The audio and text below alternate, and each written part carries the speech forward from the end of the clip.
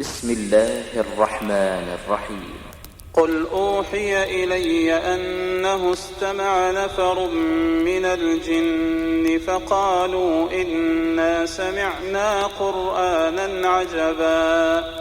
يهدي إلى الرشد فآمنا به ولن نشرك بربنا أحدا وأنه تعالى جد ربنا ما اتخذ صاحبة ولا ولدا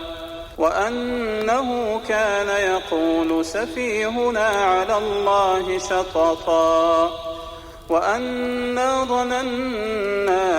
أن لن تقول الإنس والجن على الله كذبا وأنه كان رجال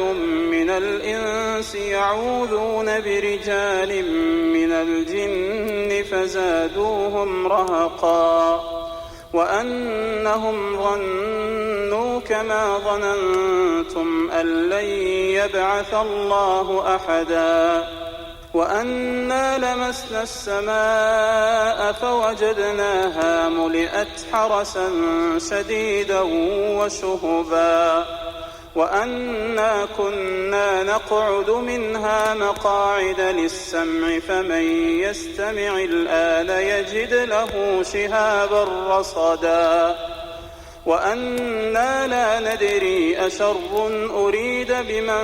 في الأرض أم أراد بهم ربهم رشدا وأنا منا الصالحون ومنا دون ذلك كنا طرائق قددا وأنا ظننا أن لن نعجز الله في الأرض ولن نعجزه هربا وأنا لما سمعنا الهدى آمنا به فمن يؤمن بربه فلا يخاف بخسا ولا رهقا وأنا منا المسلمون ومنا القاسطون فمن أسلم فأولئك تحروا رشدا وأما القاسطون فكانوا لجهنم حطبا وأن لو استقاموا على الطريقة لأسقيناهم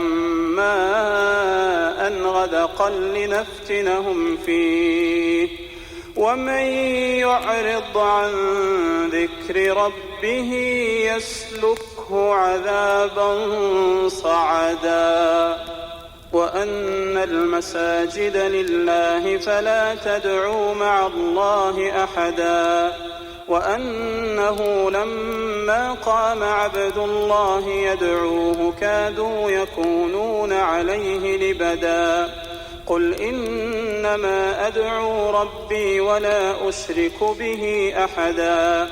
قل إني لا أملك لكم ضرا ولا رشدا قل إني لن يجيرني من الله أحد ولن أجد من دونه ملتحدا إلا بلاغا من الله ورسالاته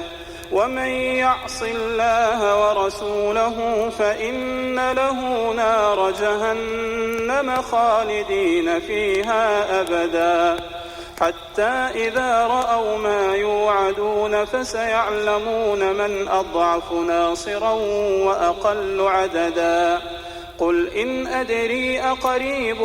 ما توعدون أم يجعل له ربي أمدا عالم الغيب فلا يظهر على غيبه أحدا إلا من ارتضى من رسول فإنه يسلك من بين يديه ومن خلفه رصدا ليعلم أن قد أبلغوا رسالات ربهم وأحاط بما لديهم وأحصى كل شيء عددا.